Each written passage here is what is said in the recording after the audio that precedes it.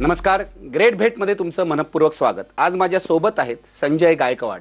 गेल्या 6 वर्षांमध्ये ज्या तरुण उद्योजकांनी भारतीय उद्योग जगावर आपला ठसा उमटवला त्यापैकी संजय गायकवाड एक प्रमुख नाव आहे.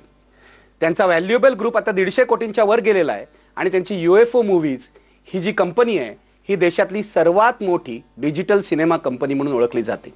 संजय गायकवाड यांनी सिनेमा जगामध्ये मोठं परिवर्तन घडवून आणलं असं म्हटलं जातं. मी आज त्यांना विचारणार आहे हे परिवर्तन काय आहे, त्यांनी नेमकं हे कसं साध्य केलं आणि मध्यमवर्गीय मराठी कुटुंबातून येऊन एवढ्या मोठ्या स्थानापर्यंत ते कसे पोहोचले. संजय गायकवाड, स्वागत तुमचं IBN लोकमतमध्ये. मला थेट सुरुवात करायची आहे UFO मूव्हीज यापासून. असं सांगितलं जातं की सिनेमा जगामध्ये UFO मूव्हीजनं एक परिवर्तन, म्हणजे काही लोक त्याला क्रांती असा शब्द वापरतात, घडवून आणली. काय आहे ही नेमकी क्रांती, कशी घडवलीत तुम्ही? आम्ही 2005 मध्ये UFO मूव्हीज ज्यावेळी चालू केली त्याच्या आधी ही चित्रपटसृष्टी ती एका विशियस सायकलमध्ये अडकली होती. म्हणजे तुम्ही प्रोड्युसर डिस्ट्रीब्युटर एका साईडला म्हणा किंवा एक्झिबिटर म्हणा, ते विशियस सायकल असं होतं की प्रोड्युसर डिस्ट्रीब्युटर्सचं ॲव्हरेज बजेट मूव्हीचं साधारण 3-4 कोटीचं असायचं आणि मग त्याच्यामुळे ते लिमिटेड रिलीजमध्ये जायचे. म्हणजे स्टॅगर्ड रिलीज म्हणतो आपण त्याला, की नंबर ऑफ प्रिंट्स आपण 100-200 प्रिंटनी तुम्ही रिलीज 100-200 प्रिंटच काढू शकायचे. काढू शकायचे. कारण प्रिंटची कॉस्ट जी असते ती 70-80 हजाराच्या, एका प्रिंटला 70,000 रुपये लागतात. तुम्ही हॉलिवूड बघितलं, हॉलिवूड मूवीचं त्यांचं ॲव्हरेज बजेट मूवीचं $30-40 मिलियन म्हणतात आपण, 150-200 कोटी असतात. तर तिकडे त्यांना 10,000 प्रिंट्स म्हणा की ती cost of the print relative टर्ममध्ये खूप कमी असते. तर त्याच्यामुळे ते स्टॅगर्ड रिलीज करायचे. स्टॅगर्ड रिलीज म्हणजे पहिल्या आठवड्यात ते फक्त 100-150 मल्टिप्लेक्स स्क्रीन्स किंवा अशा सेंटर्समध्ये जायचे आणि मग दुसऱ्या आठवड्यात, तिसऱ्या आठवड्यात ते स्लोली ते छोट्या छोट्या सेंटर्समध्ये, ते B आणि C सेंटर्समध्ये जायचे.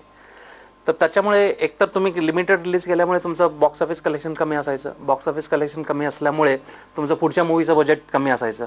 ते एक विशेष सायकल प्रोड्युसर असं आहे की पहिल्या आठवड्यात सिनेमा सगळीकडे रिलीज व्हायचा नाही.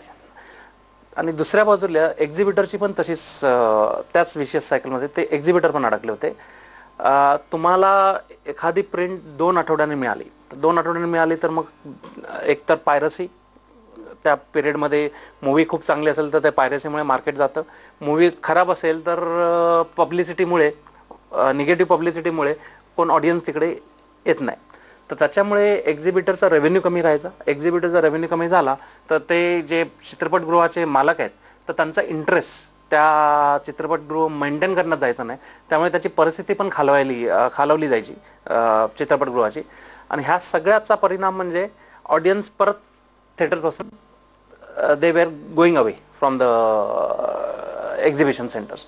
तर ह्या विशेष सायकलमधनं बाहेर कसं काढायचं त्यांना, तर त्याच्यावर मग आम्ही ज्यावेळी विचार केला की प्रिंटच आपण नाहीशी करायची.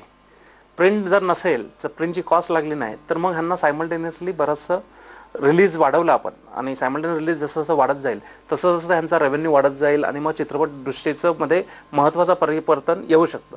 ह्या दृष्टीने आम्ही हे UFO मूव्हीज हा पूर्ण ॲज अ कंपनी किंवा ॲज अ कन्सेप्ट आम्ही चालू केलं. सगळं तुम्ही आता असं म्हणालात प्रिंटच नाहीशी करायची. म्हणजे सामान्य प्रेक्षकांच्या दृष्टीने मला तुम्हाला विचारायचंय, पूर्वी रिळं असायची, रिळं आम्ही बघितली आहे अनेकदा. रिळं असायची ती एका थिएटरमधून दुसऱ्या थिएटरमध्ये जातात, त्या प्रोजेक्टरवर राहतात.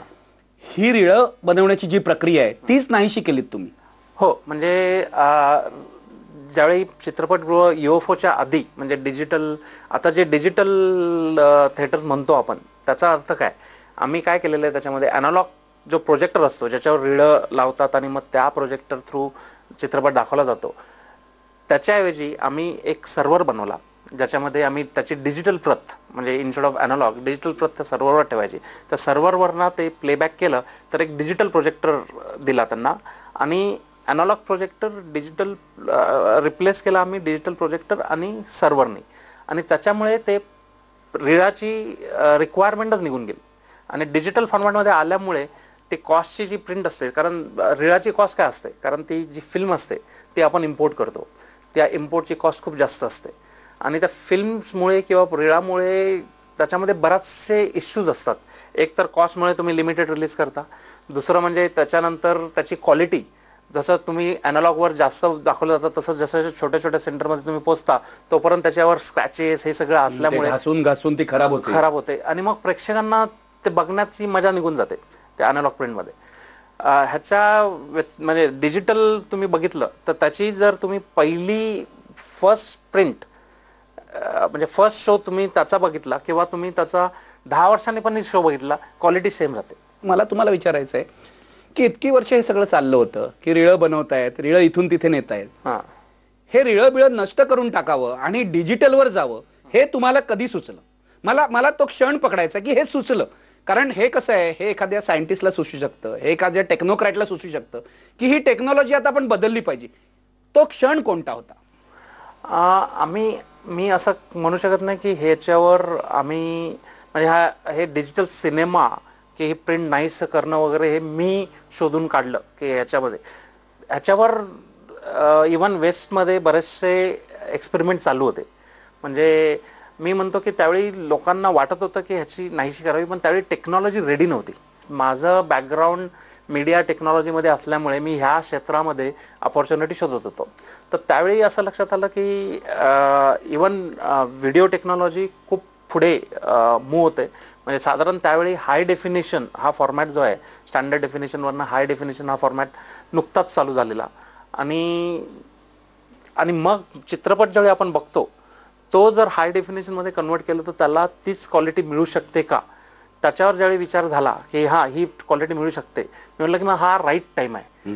त्याच्यामुळे आम्हाला समजलं की बऱ्याचशा टेक्नॉलॉजी बाहेर मार्केटमध्ये आहे, त्याचा कसा संगम करायचा आणि त्याच्यावरनं जे सोल्युशन जे मार्केटमध्ये जे बिझनेस मॉडेल कसं त्याच्याबरोबर इनोव्हेटिव्हली डेव्हलप करायचं, तर ते एक जे होतं बिझनेस मॉडेल, तर ते साधारण त्याचं जे मी साधारण डिसेंबर 2004 मध्ये त्याच्यावर मी आमच्या 2-3 कलिग बरोबर जेव्हा याची चर्चा केली आणि सांगितलं की हा डिजिटल सिनेमा हा चांगला बिझनेस आहे, त्याचा बिझनेस मॉडेल इम्पॉर्टंट आहे. त्यामुळे आमचं बिझनेस मॉडेल ज्यावेळी आम्ही डेव्हलप केलं तर तो खूप मोठा कॅपिटल इंटेन्सिव्ह बिझनेस मॉडेल झाला. तर कॅपिटल इंटेन्सिव्ह बिझनेस झाला, मग त्याच्यासाठी मग पार्टनरशिप शोधणं वगैरे, तर ते सगळं करत असताना असं वाटलं की मग आपल्याला दुसरे पार्टनर्स आणावे आणि मग ते राईट पार्टनर्स त्यावेळी मिळत गेले आणि मग हे एक महत्वाची गोष्ट सांगताय की नुसती टेक्नॉलॉजी शोधून किंवा टेक्नॉलॉजी सापडून उपयोग नाही, ती टेक्नॉलॉजी यशस्वी होण्यासाठी एक बिझनेस मॉडेल लागतं. बरोबर. असं काय बिझनेस मॉडेल तुम्ही डेव्हलप केलं की जे तुमच्या आधी कंपन्यांनी प्रयोग केले होते त्यांना शक्य झालं नाही आणि तुम्हाला शक्य झालं? आम्ही जे बिझनेस मॉडेल बनवलं तो म्हणजे आम्ही असा विचार करत होतो की it should be no brainer to the industry. तर मग आता समजा एक्झिबिटर आहे, तर एक्झिबिटरला सांगितलं की त्यांच्याकडे त्यांचा अॅनालॉग प्रोजेक्टर लागलेला आहे. त्यांना मी गेलो आणि त्यांना सांगितलं की मी माझं डिजिटल सिस्टम लावतो, तुम्हाला काय त्याचा खर्च करायचा नाही, कॅपिटल इन्व्हेस्टमेंट करायची नाही. तर एक्झिबिटरला ते चालतं. मी म्हटलं की तुमचा बिझनेस तुमचा इफेक्ट नाही होता एक्झिस्टिंग, कारण त्याला काय अपफ्रंट कॉस्ट लागत नाही, त्याच्यामुळे तो नो ब्रेनर झाला. त्याला फक्त एवढंच सांगतो की आत्ता मी हे एवढी इन्व्हेस्टमेंट तुझ्यासाठी करतोय, तर त्याचे जे ॲडव्हर्टाइजमेंटचे राईट्स आहेत ते आम्ही आमच्याकडे घेतो. तर जे आम्ही सेंटर चालू केलेले BC तिकडे ॲडव्हर्टाइजमेंट रेव्हेन्यू 0 होता, त्यांचा काहीच नव्हता. त्यामुळे त्यांना ते ॲडव्हर्टाइजमेंट राईट्स आम्हाला द्यायला काही हरकत नव्हती. त्यावेळी बॉक्स ऑफिस कलेक्शन आल्यावरच ते मला पेमेंट करतात, त्यामुळे अपफ्रंट काहीच नाही त्यांना. त्यामुळे त्यांची ती रिस्क 0 झाली. टेक्नॉलॉजीची रिस्क नाही, त्यांना माहीत नाही की उद्या टेक्नॉलॉजी चेंज झाली तर आम्ही आत्ता इन्व्हेस्ट करून काय करणार. ती सगळी रिस्क आम्ही आमच्या कंपनीने घेतली. हा एक्झिबिटरचा भाग झाला. आता डिस्ट्रीब्युटरच्या साईडला त्यांना जे 70,000 लागायचे ते आम्ही सांगतो की तुम्हाला 0. आम्ही ती प्रत आम्ही सगळ्या थिएटरमध्ये विदाऊट एनी कॉस्ट आम्ही पोचवून देणार. फक्त ज्यावेळी तुम्ही जर आमची सिस्टमचा वापर केला तर आम्ही पेपर शो चार्ज करू. आणि ते किती चार्ज करतो आम्ही साधारण 300-350 रुपये एका शो मागे. त्यामुळे हा जो बिझनेस मॉडेल बनला तो खूप युनिक बिझनेस मॉडेल बनला आणि ह्या बिझनेस मॉडेलच्या अराउंड आम्ही ही टेक्नॉलॉजी डेव्हलप केली आणि त्याच्यामुळे हे मला सांगा की म्हणजे आता लोक रिळांवर सिनेमे बनवत नाहीत, अॅनालॉग सिस्टीमवर सिनेमे बनवत अजूनही आहेत, पण त्याची संख्या कमी होत चालली. किती टक्के लोक शिफ्ट झालेले आहेत तुमच्या सिस्टीम मध्ये? साधारण तुम्ही आता मी ह्या क्षणी साधारण समजा 100 ठिकाणी जर पिक्चर रिलीज झाला पहिल्या आठवड्यात, त्यापैकी 70 ठिकाणी डिजिटल असतं आणि 30 ठिकाणी म्हणजे 70% बिझनेस हा कन्वर्ट झाला डिजिटलमध्ये. 5 वर्षापूर्वी एखादा मोठा चित्रपट 400-500 सेंटर्समध्ये पहिल्या आठवड्याला रिलीज व्हायचा, तोच चित्रपट आता 1700-1800 थिएटर्सवर जायला लागला. म्हणजे त्याला ऑलमोस्ट 3 ते 4 फोल्ड इन्क्रीज इन रेव्हेन्यू. कारण साधारण कसं असतं, तुम्ही चित्रपटाचा बिझनेस बघितला तर हा बिझनेस आता फर्स्ट वीक बिझनेस झाला आहे. फर्स्ट वीक मध्ये जवळजवळ 80%, 70 to 80% of box office, total box office collection first week पण म्हणत नाही, शुक्रवार शनिवार रविवार पहिले 3 दिवस. बरोबर, पहिल्या 3 दिवसाचा बिझनेस झालेला आहे. तोच बिझनेस आम्ही मल्टिप्लाय केला. म्हणजे जवळजवळ मी खूप खात्रीने बोलू शकतो की आम्ही जवळजवळ 1,500 ते 2,000 करोड रुपये इंडस्ट्रीसाठी ॲडिशनल आणले. त्यामुळे आता सगळेजण विचार करतात की आमचं जे UFOचं बिझनेस मॉडेल आहे त्याच्यामध्ये डिस्ट्रीब्युटर पैसे बनवतो, एक्झिबिटर पैसे बनवतो आणि आमची कंपनी पण पैसे बनवतात. हा पैसा येतो कुठून येतो ना, हा पैसा जो पायरसीमध्ये जात होता तो परत सिस्टममध्ये आला. म्हणजे तुमचं असं म्हणताय की पायरसीमध्ये जाणारे जवळजवळ 1,500 ते 2,000 कोटी रुपये तुम्ही इंडस्ट्रीला परत मिळवून दिले. हा, ह्याच्यापेक्षा जास्त आहेत. पायरसी ह्याच्यापेक्षा खूप मोठी आहे. ते अजूनही म्हणजे आपण म्हणतो म्हणजे इंडिया अंडरस्क्रीन आहे. आता ह्या डिजिटल क्रांतीमुळे आता नंबर ऑफ सिनेमागृह वगैरे हे सगळे वाढवायला लागतील. आता जे चित्रपटगृह बंद पडायची पाळी आलेली, त्या चित्रपटगृहामध्ये रिनोव्हेशन करायला लागले आता त्याचे मालक डिजिटलमुळे. कारण त्यांना किती चित्रपटगृह तुमच्या या सिस्टीम खाली येतात देशभरात? देशभरात आता आपल्याकडे जवळजवळ 2,300 चित्रपटगृह डिजिटलमध्ये कन्व्हर्ट झाले. एकाच वेळेला तुम्ही पहिल्या आठवड्यामध्ये पहिल्या दिवशी 2,300 ठिकाणी सिनेमा लावू शकता.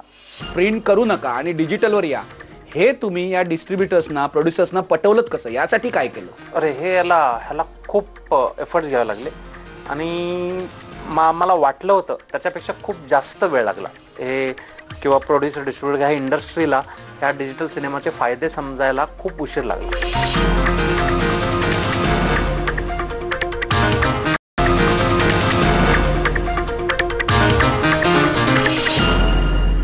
तुम्ही असं म्हणाल पायरसी रोखलीत तुम्ही, कशी काय रोखलीत पायरसी? पूर्वी इलेक्ट्रॉनिक मीडिया नव्हता, त्याच्यामुळे चित्रपटाचं प्रमोशन तुम्ही बघितलं तर कसं व्हायचं, ते स्टॅगर्ड रिलीज व्हायचं. म्हणजे आज फक्त महाराष्ट्रात झालं तर मग ते जे प्रमोशन मेनली आउटडोर प्रमोशन असायचं ते लोकलाइज प्रमोशन असायचं.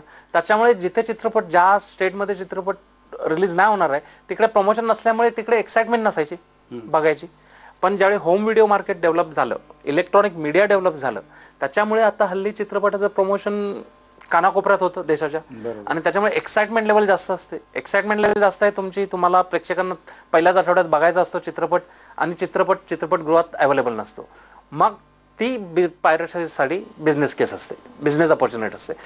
हीच बिझनेस अपॉर्च्युनिटी निघून गेली. त्यामुळे आता हल्ली पायरसीवाले पण तेवढे एफर्ट घेऊन प्रॉडक्ट एकाच वेळी सगळ्या ठिकाणी उपलब्ध झाल्यामुळे त्याचं नकली ज्या आवृत्त्या निघतात त्या निघणार नाहीत. पण मला तुम्हाला विचारायचं, हे आता 5 वर्षानंतर खूप चांगलं वाटतंय की तुम्ही यश मिळवलं आणि एवढी सगळी सिनेमागृह तुमच्या या डिजिटल टेक्नॉलॉजीच्या खाली आली वगैरे वगैरे, पण हे इतकं सोपं नसणार हे मला माहिती.